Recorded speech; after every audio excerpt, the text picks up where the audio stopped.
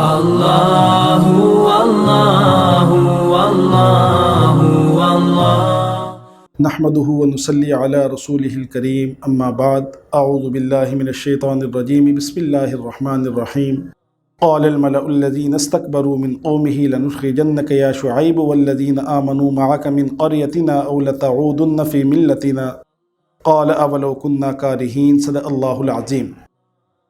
آج کی نشست میں آپ حضرات کے سامنے 9ویں پارے کا خلاصہ پیش کیا جائے گا۔ 9ویں پارے کی ابتدا اللہ رب العزت نے سابقہ پارہ جس میں شعیب علیہ السلام کا قصہ ذکر ہو رہا تھا اسی کی تکمیل اس پارے میں شروع میں ہو رہی ہے۔ قوم شعیب نے شعیب علیہ السلام کو دھمکی یہ دی کہ آپ اور آپ کے پیروکار یا تو ہمارے دین میں شامل ہو جائیں نہیں تو ہمارے اس وادی سے اس بستی سے نکل جائیں۔ تو اللہ رب العزت نے ان کی اس نافرمانی پر اس گستاخی پر ان کو زلزلے کے عذاب میں مبتلا کر کے ان کو ہلاک کر دیا۔ آگے اللہ رب العزت نے فرمایا کہ وما ارسلنا فی قریۃ من نبی کہ اللہ رب العزت آزمائش کے لیے جس بستی میں بھی رسول کو بھیجتے ہیں تو بستی والوں پہ آزمائش یہ ڈالتے ہیں کہ ان کو فقر و فاقہ میں مصیبت میں بیماری میں مبتلا کرتے ہیں۔ یہ آزمائش ہوتی ہے کہ وہ اس سے نکلیں اور اللہ رب العزت کی ذات کی وحدانیت کو مانیں، لیکن کچھ لوگ اس سے باز آ جائیں تو بہتر، باز نہ آئیں تو اللہ رب العزت ان کی مصیبت کو آسودگی میں، ان کی بیماری کو صحت میں اور ان کے فقر و فاقہ کو اللہ رب العزت مال میں بدلتے ہیں۔ یہ بھی ان کی آزمائش ہوتی ہے تاکہ یہ اللہ کی ذات کا، اللہ رب العزت کا شکر ادا کریں۔ اگر تو ان کو شکر نصیب ہو جائے تو ان کی مغفرت اور بخشش ہو جاتی ہے، نہیں تو یہ بھی ان کے لیے آزمائش ہوتی ہے۔ اس کے بعد اللہ رب العزت ان کو عذاب میں مبتلا کر دیتے ہیں۔ آگے ثم بعثنا من بعدہم موسیٰ بآیاتنا، اس پارے کے اندر موسیٰ علیہ السلام کا قصہ بڑی تفصیل کے ساتھ ذکر ہے کہ موسیٰ علیہ السلام کو اللہ رب العزت نے فرعون کی طرف بھیجا، فرعون کو دعوت اسلام دی لیکن وہ نہ مانا، اس نے جادوگروں کو اکٹھا کر کے مقابلہ کروایا۔ تو اللہ رب العزت نے موسیٰ علیہ السلام کے جو واضح 2 معجزات تھے ان کا ذکر کیا۔ ایک فَأَلْقَىٰ عَصَاهُ، عصا موسیٰ علیہ السلام کو اللہ نے معجزے کے طور پہ دیا کہ جو بہت بڑا اژدہا بن جاتا تھا۔ مفسرین فرماتے ہیں کہ اتنا بڑا اژدہا بنا کہ فرعون بھی اس سے ڈرتا تھا۔ دوسرا جو واضح معجزہ اللہ رب العزت نے موسیٰ علیہ السلام کو دیا وہ یہ تھا کہ وَنَزَعَ يَدَهُ فَإِذَا هِيَ بَيْضَاءُ لِلنَّاظِرِينَ، موسیٰ علیہ السلام کے گریبان میں ہاتھ ڈالتے نکالتے تو وہ روشن سورج کی طرح چمک رہا ہوتا تھا۔ تو یہ اللہ رب العزت نے فرعون کے سامنے معجزے پیش کروائے موسیٰ علیہ السلام سے، لیکن فرعون اس پر بھی ایمان نہ لایا۔ آگے فرعون کا ذکر اس میں کثرت سے ملے گا کہ اللہ رب العزت نے فرعونیوں کو اور اسی طرح بنی اسرائیلی جو تھے ان کو اللہ رب العزت نے طرح طرح کی نعمتیں دیں، لیکن جب وہ بات نہ مانتے، ایمان نہ لاتے تو اللہ رب العزت نے ان پر مختلف قسم کے عذابات بھیجے۔ قوم فرعون پہ اللہ نے عذاب بھیجا، طوفان کا عذاب بھیجا، ان کا جتنا فصلیں تھیں، ان کے باغات تھے، وہ سب کے سب ضائع ہو گئے اس طوفان کی وجہ سے۔ اسی طرح اللہ رب العزت نے جب انہوں نے اس طوفان آنے کی وجہ سے موسیٰ علیہ السلام سے کہا ہم اب ایمان لے آئیں گے، آپ اللہ سے دعا کریں کہ یہ ہم سے عذاب ہٹ جائے۔ موسیٰ علیہ السلام نے دعا کی، پھر دوبارہ وہ اپنی سرکشی میں لگ گئے تو اللہ رب العزت نے ان پہ والجرادہ، ٹڈی دل کا عذاب بھیجا جو ان کی ساری فصلوں کے پتوں کو کھا گیا، تو وہ بھی ان کی فصلیں تباہ ہو گئیں۔ پھر انہوں نے دعا کا کہا، موسیٰ علیہ السلام نے دعا کی، پھر وہ اپنی سرکشی میں لگ گئے۔ پھر اللہ رب العزت نے قمل، اللہ رب العزت نے ان پر چچڑیوں کا عذاب بھیجا، یعنی انہوں نے جو اپنے محفوظ ذخیرہ کیا ہوا تھا خوراک کو، وہ اس قدر چچڑیاں اس میں پڑیں کہ وہ قابل استعمال ہی نہ رہا۔ پھر موسیٰ علیہ السلام سے انہوں نے دعا کا کہا، پھر وہ موسیٰ علیہ السلام نے دعا کی، لیکن بعد میں پھر وہ سرکشی میں پڑے تو اللہ رب العزت نے ان پر والضفادع، مینڈکوں کا عذاب بھیجا۔ اس قدر کثرت سے مینڈک بھیجے کہ وہ اگر کوئی بات کرنے کے لیے منہ کھولتے تو مینڈک چھلانگ لگاتا منہ میں جانے کے لیے۔ اس طرح پھر جب وہ باز نہ آئے پھر اللہ رب العزت نے ان پہ والدم، خون کا عذاب بھیجا کہ ان کے پانی کو وہ مٹکوں میں ہوں، کنویں میں ہوں، چشمے میں ہوں، اللہ رب العزت نے اس کو خون کے ساتھ بدل دیا۔ تو یہ ان پہ مختلف جو عذابات تھے اللہ رب العزت نے اس کا ذکر کیا۔ اسی طرح اس پارے کے اندر قوم کی اپیل کو بھی اللہ نے ذکر کیا، وَلَمَّا وَقَعَ عَلَيْهِمُ الرِّجْسُ قَالُوا يَا مُوسَىٰ ادْعُ لَنَا، یہی وہ بار بار جو ان کی گروزاری تھی اس کا ذکر بھی اللہ نے فرمایا۔ اسی طرح جب موسیٰ علیہ السلام نے ان کو لے کے بنی اسرائیلیوں کو نکلے ہیں، فرعون سے نجات ہوئی ہے، فرعون غرق ہوا ہے، تو یہ بنی اسرائیلیوں کا گزر ایک بت پرست بستی سے ہوا تو وہ کہنے لگے کہ آپ بھی ہمارے لیے کوئی اس طرح کا مصنوعی بت بنا دیں۔ تو موسیٰ علیہ السلام نے فرمایا قال اغیر اللہ ابغیکم الہا وہو فضلکم علی العالمین، کہ اللہ رب العزت نے تمہیں اتنی نعمتیں دی ہیں، جہان والوں پہ اتنی فضیلت دی ہے، پھر تم اللہ کے علاوہ کہہ رہے ہو تمہارے لیے معبود بنا دیں۔ تو پھر انہوں نے تقاضا کیا ہمارے لیے کوئی ضابطۂ حیات یا کوئی شریعت ہمارے لیے وضع کروائیں اللہ رب العزت سے۔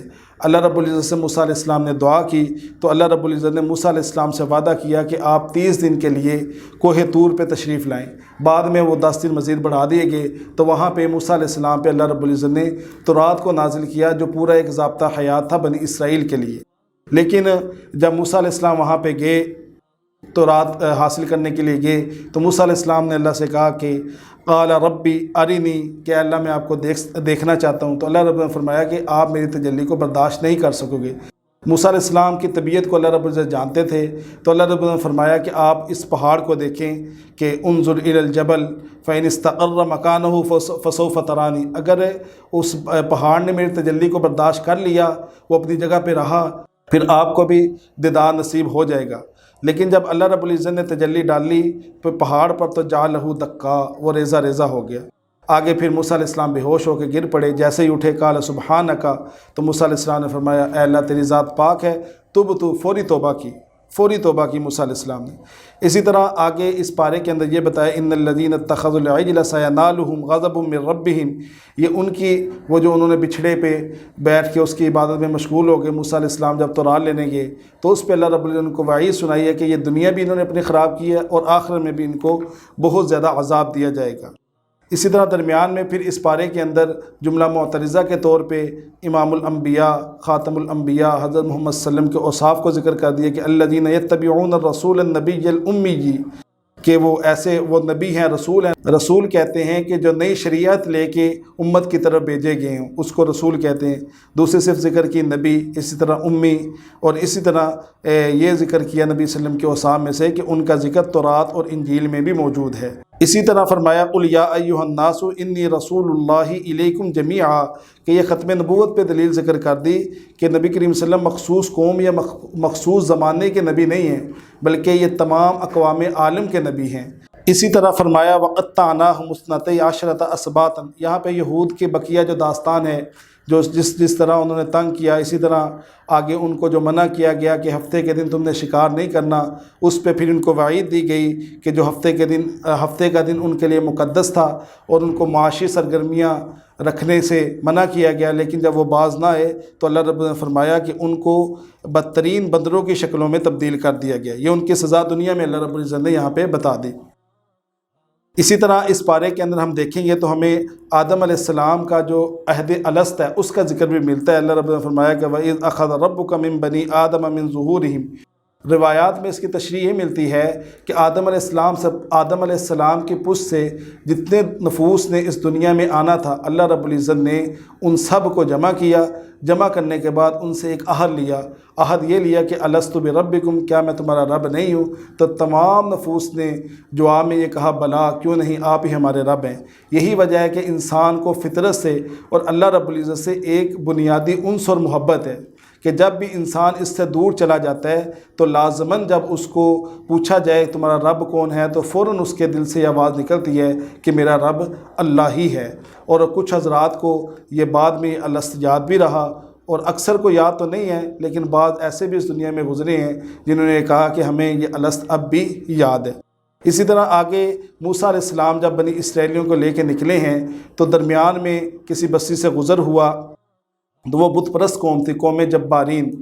تو اس پہ موسیٰ علیہ السلام نے حملہ کرنا چاہا، تو وہاں کا جو بادشاہ تھا وہ بت پرست تھا۔ اس وقت ایک وہاں پہ بزرگ تھے بلعام بن بلعورہ، ان کو علم بھی دیا گیا تھا، اللہ رب العزت نے ان کو علم شرف دیا تھا، اس طرح ان کی دعائیں رد نہیں کی جاتی تھی۔ یہاں پہ قرآن پاک میں ان کا نام تو نہیں لیا گیا، لیکن مفسرین فرماتے ہیں کہ وہ بادشاہ نے اس سے درخواست کی بلعام بن باورہ سے کہ آپ بد دعا کریں موسیٰ علیہ السلام کے بارے میں کہ وہ یہاں سے چلے جائیں۔ تو بلعام نے پہلے تو منع کیا کہ نہیں جی وہ اللہ کے نبی ہیں، میں ان کے خلاف بد دعا نہیں کر سکتا، لیکن بعد میں اس کو بادشاہ نے کوئی رشوت لگائی، پیسے لگائے، تو اس نے بد دعا کے لیے حامی بن لی۔ لیکن جب وہ بد دعا کرنے لگا تو وہ بد دعا نہ کر سکا، بلکہ موسیٰ علیہ السلام کے حق میں اس نے دعا کر دی۔ لیکن بعد میں اس نے بادشاہ کے لوگوں کو کہا کہ دیکھو آپ ایسا کرو، بنی اسرائیلیوں کے خیموں میں اپنی عورتوں کو بھیج دو۔ اس کی وجہ یہ ہے کہ یہ بدکاری میں لگیں گے، جب بدکاری میں لگیں گے تو اللہ کی مدد ان سے دور ہو جائے گی اور اللہ کا غضب اور اللہ کا عذاب ان پہ نازل ہوگا۔ ایسا ہی ہوا کہ انہوں نے اپنے عورتوں کو بنی اسرائیلیوں کے خیموں میں بھیجا تو وہ اس بدکاری میں شامل ہو گئے۔ شامل ہونے کے بعد اللہ رب العزت نے بنی اسرائیلیوں پہ پھر طاعون کی وبا بھیجی۔ لیکن بلعام بن باورا کو اس کا یہ اثر ہوا کہ آتا ہے قرآن پاک میں فَمَثَلُهُ كَمَثَلِ الْكَلْبِ کہ اس کی مثال کتے کے ساتھ دی گئی۔ ایک تو مثال بعض مفسرین فرماتے ہیں کہ اس کے حرص کی وجہ سے کہ اس نے مال کی وجہ سے بد دعا کی حامی بھری، اس لیے اللہ رب العزت نے اس کی مثال کتے کے ساتھ دی۔ بعض مفسرین فرماتے ہیں کہ اس کی زبان لٹک گئی، وہ نافتب آ گئی، اور کتا چونکہ ایسا جانور ہے اس پہ وزن ہو تب بھی وہ ہانپتا ہے، نہ وزن ہو تب بھی وہ ہانپتا ہے۔ تو اس آدمی کا بھی بلعام بن باورا کا بھی یہی حال ہو گیا کہ وہ ہر وقت ہانپتا رہتا تھا۔ تو یہ ہمیں نصیحت یہ دی جا رہی ہے کہ اسلامی معاملات میں، شرعی معاملات میں مال کی فکر نہیں کرنی۔ اگر مال کے پیچھے چلو گے تو آپ نقصان ہی نقصان میں چلے جاؤ گے۔ اس طرح آگے فرمایا قُلْ لَا أَمْلِكُ لِنَفْسِي نَفْعًا وَلَا ضَرًّا، علم غیب کی نفی یہاں سے کر دی کہ اللہ رب العزت ہی ہر بات کو جانتے ہیں، کیونکہ نبی صلی اللہ علیہ وسلم نے فرمایا کہ مجھے اگر ہر بات کا علم دیا جاتا تو لَسْتَكْثَرْتُ مِنَ الْخَيْرِ، تو میں خیر کو ہی پاتا، مجھے کوئی برائی پہنچتی نہ۔ تو مجھے ہر بات کا، بہت چیزوں کا علم دیا گیا، لیکن ہر بات کا علم الغیب جو ہے وہ صرف خدا کی ذات ہے۔ اس طرح آگے بتایا کہ خذ العفو وأمر بالعرف کہ اگر آپ نے تبلیغ کا کام کرنا ہے تو صبر و تحمل کے ساتھ کرنا ہے۔ صبر و تحمل آپ کو لازماً رکھنا پڑے گا، تبھی آپ تبلیغ میں کر سکو گے، اور جاہلوں کی بات سے اعراض آپ کو کرنا پڑے گا۔ اگر آپ نے یہ دو صفتیں چھوڑیں تو پھر آپ تبلیغ کا کام نہیں کر سکو گے۔ اس طرح اس بارے میں اللہ رب نے یہ بھی فرمایا وَإِذَا قُرِئَ الْقُرْآنُ فَاسْتَمِعُوا لَهُ وَأَنصِتُوا، یہ آداب قرآن میں سے ہے کہ جب قرآن پاک کی تلاوت کی جائے تو اس کو خاموشی سے سننا چاہیے۔ آگے سورۃ الانفال، سورۃ الانفال یہ مدنی صورت ہے، اس کا ترتیب کے اعتبار سے اس کا 8واں نمبر اور نزول کے اعتبار سے یہ 88ویں صورت ہے۔ تو اس میں دیکھتے ہیں ہم انفال کہتے ہیں نفل کو، نفل کہتے ہیں زائد چیز کو، یعنی مال غنیمت کے بارے میں اس میں آپ کو مال غنیمت کے احکامات اور مال غنیمت کا ذکر ملے گا، کیونکہ یہ سورت جو ہے یہ غزوہ بدر کے موقع پہ نازل ہوئی۔ اس سورت میں غزوہ بدر کی داستان کو، قصے کو تفصیلاً ذکر کیا گیا ہے، کیونکہ جب غزوہ بدر میں اللہ رب العزت نے مسلمانوں کو فتح دے دی تو مسلمانوں کے 3 گروہ بنے۔ ایک گروہ وہ تھا جو نبی کریم صلی اللہ علیہ وسلم کی حفاظت پہ مامور تھا کہ نبی صلی اللہ علیہ وسلم کو کوئی نقصان نہ پہنچا دے۔ ایک وہ گروہ تھا جو دشمن کے پیچھے نکل گیا ان کے تعاقب میں، اور ایک گروہ، تیسرا گروہ وہ تھا کہ جو مال غنیمت کو جمع کرنے لگے۔ تو مال غنیمت کو جو جمع کر رہے تھے انہوں نے سمجھا کہ شاید سارا مال غنیمت جس نے جو اکٹھا کر لیا اسی کا ہے۔ تو اس کے بارے میں اس میں شروع میں جو آیت ہے یسألونک عن الانفال قل الانفال للہ والرسول، کہ اللہ رب العزت نے بتا دیا کہ مال غنیمت کو تقسیم کرنے کا جو اختیار ہے وہ اللہ اور اس کے رسول کا ہے، جیسے وہ تقسیم کریں گے اسی پہ تم سب راضی ہو جاؤ۔ اسی طرح اس میں اللہ رب العزت نے آگے بتایا کہ انما المؤمنون الذین اذا ذکر اللہ وجلت قلوبہم، کہ مومنین کے 5 اوصافوں کو ذکر کر دیا۔ پہلا وصف یہ ذکر کیا کہ جب ان کے سامنے اللہ کا ذکر کیا جائے، اللہ کی بات کی جائے تو وہ ڈر جاتے ہیں، یعنی خوف خدا ان میں پیدا ہو جاتا ہے۔ دوسری صفت ان کی یہ ذکر کی گئی کہ وَإِذَا تُلِيَتْ عَلَيْهِمْ آيَاتُهُ زَادَتْهُمْ إِيمَانًا، ان کے سامنے اللہ کا کلام پڑھا جائے تو ان کا ایمان بڑھتا ہے۔ تیسری صفت ذکر کی وَعَلَىٰ رَبِّهِمْ يَتَوَكَّلُونَ، وہ اپنے رب پہ توکل کرتے ہیں۔ توکل کہتے ہیں کہ اسباب کو اختیار کرتے ہوئے اللہ پہ توکل کرنا۔ اسباب کو چھوڑ کر اگر اللہ پہ توکل کریں گے تو وہ تعطل ہے، توکل نہیں۔ تو اسلام میں توکل ہے، تعطل نہیں۔ چوتھی صفت ان کے اللہ نے ذکر کی الذین یقیمون الصلاۃ، وہ نمازوں کو قائم کرتے ہیں، یعنی فرائض، واجبات اور سنن کا اور ان کے آداب کا لحاظ کرتے ہیں۔ اس طرح 5ویں صفت اللہ نے ذکر کی ومما رزقناہم ینفقون، جو ان کو رزق دیا اس کو خرچ کرتے ہیں۔ اللہ رب نے فرمایا کہ یا ایھا الذین آمنوا اذا لقیتم الذین کفروا زحفا فلا تولوہم الادبار، یہاں پہ اللہ رب العزت نے میدان جنگ میں کامیابی کے 5 اصول ذکر کیے ہیں۔ پہلا اصول یہ ذکر کیا کہ یا ایھا الذین آمنوا اذا لقیتم الذین کفروا، جب تم دشمن سے بڑھو، جب تمہاری جنگ ہو تو پیٹھ پھیر کے نہیں بھاگنا۔